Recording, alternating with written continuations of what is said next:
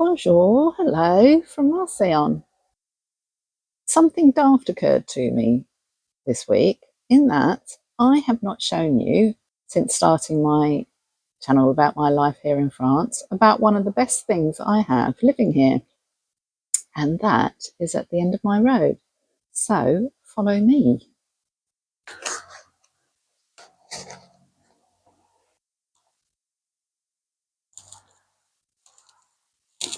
This is the étang de d'eau.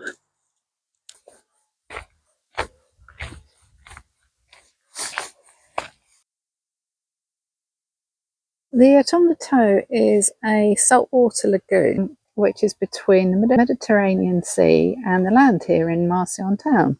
Mediterranean is just over the back of that band of trees.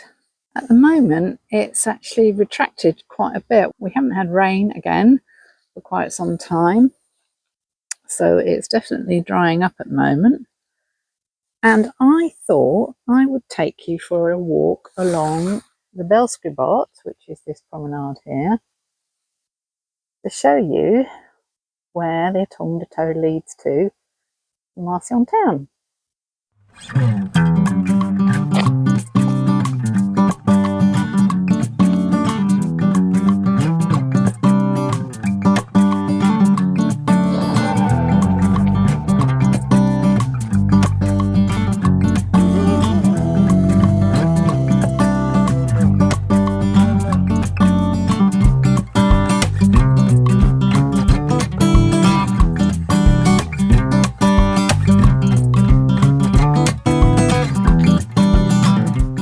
Coming towards the end of the road that runs alongside the Belskribot, and you can see that Marseille is divided into two because we've got Marseille town and Marseille plage, Marseille beach. So I'll tell you a little bit more about all this. Now we're coming towards the end of the Promenade de la Belskribot, which is quite an unusual name, and I recently learnt the history of it. So let me tell you the story.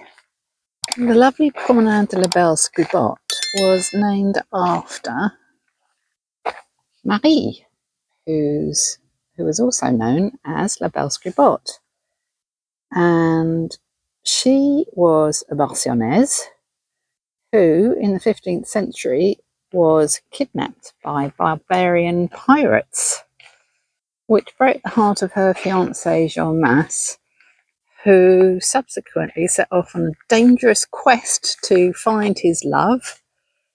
And after many episodes, including getting into the army, he eventually found La Belskribot, who had been enslaved in Granada.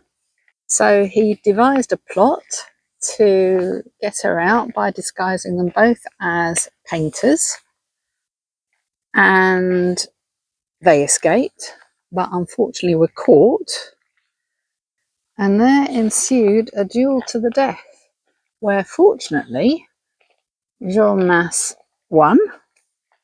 So in the end, love conquered all, not only for him but also for his best friend Ali, who had helped him release La Belskribot, and Ali married the sister of Jean. So a happy ending.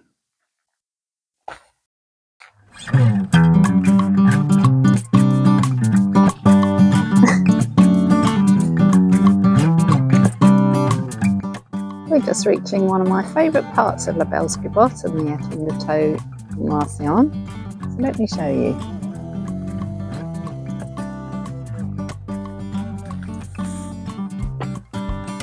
Lovely and calm on the étang today.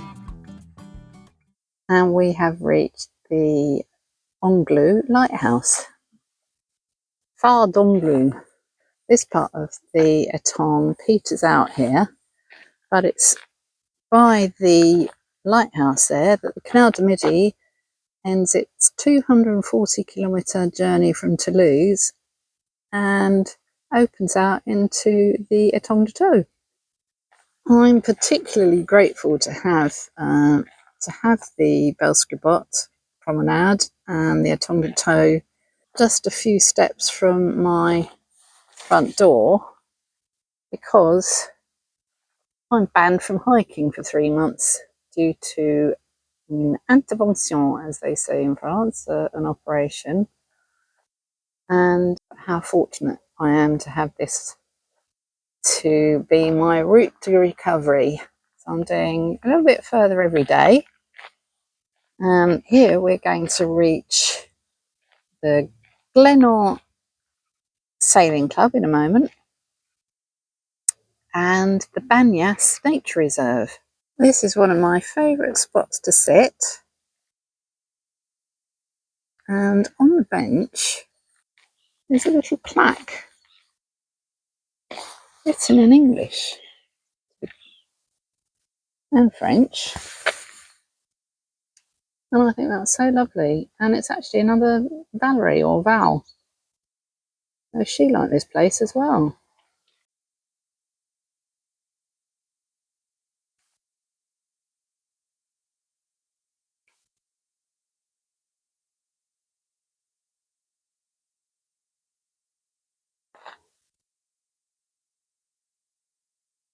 There's a cute little pathway here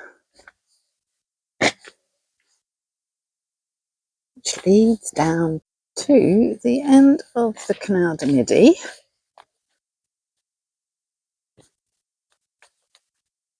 which goes up that way. Ooh, lovely light from the boat going down there. And here is a lovely viewpoint at the end,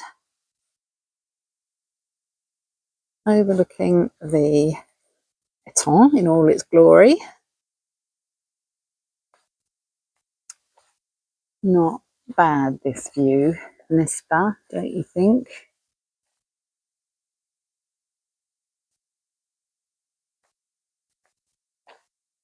What a glorious day to see the étang de Toe. It is almost like a mill pond today.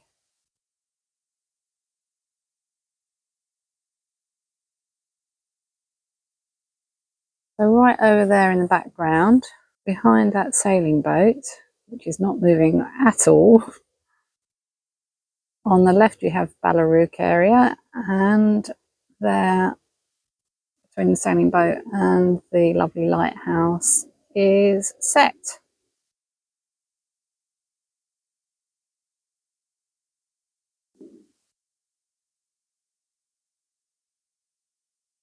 In the backdrop there, that's the Glenmore Sailing School, which we'll go and have a look at in a minute.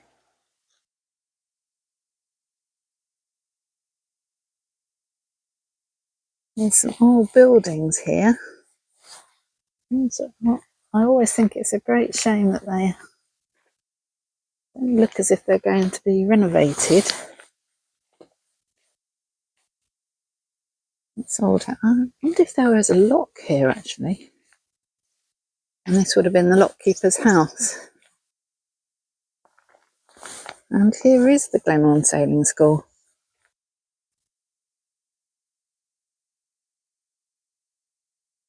It's very quiet today. I don't suppose they've got any sailing courses on. They're quite well known, I believe, the Glenmore Sailing Schools. There's another one, I think there's 2 in France.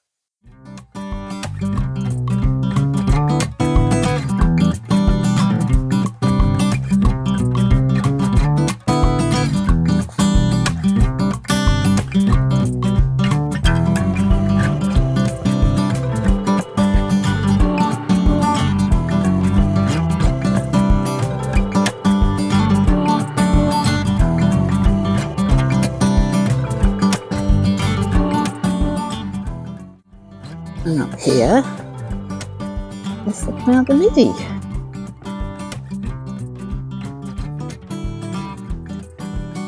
It's strange really, because I used to own a restaurant about an hour and a half drive away, which was on the Canal de Midi.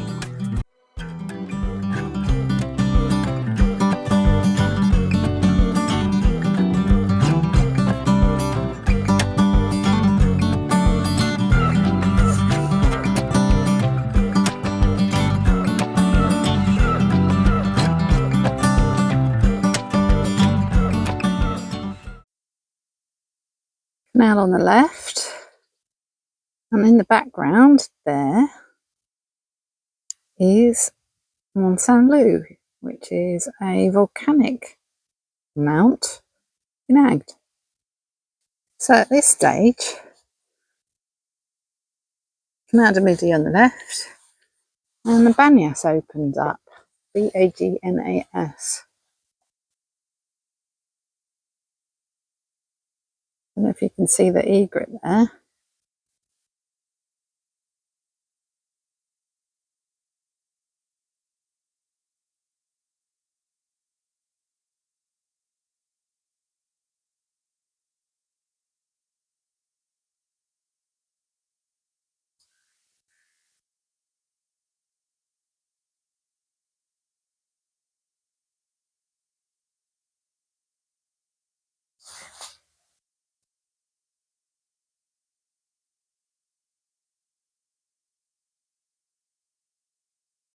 I can actually hear flamingos in the next waterway across there from the canal.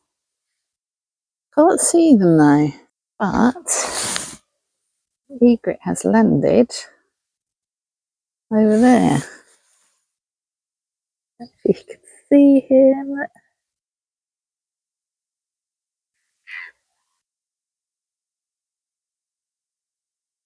Getting closer to the egret. Don't know how long I'll get away with it for.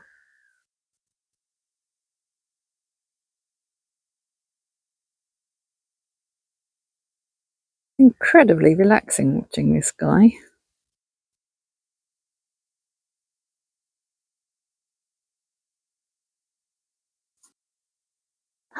I've reached the halfway point on my 5 kilometres now, so back we go.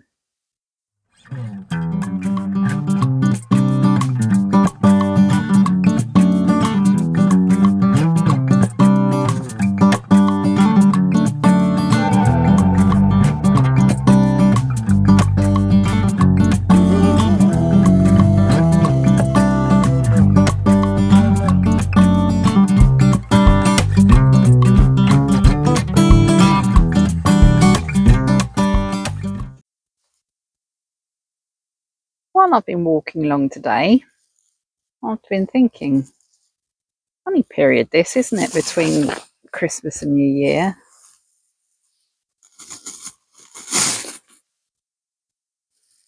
And Christmas is a funny time for me. I waver between feeling very fortunate that I can avoid huge commercialism and inordinate amount of spending that can be this time of year, to feeling the Christmas blues because I miss my family in the UK. The other day I posted about being alone at Christmas, and I was quite surprised at the avid response that I got. So if you are alone at the moment, I hope you're okay. Time is marching on, isn't it? And we're nearly in the new year, and that's like a new chapter, which for me feels good. The nights are getting shorter, and we're certainly having beautiful weather here in Marseille. I'm actually too hot now. Anyway, thanks for watching. I hope you enjoyed our little walk together, and I will see you soon. Take care.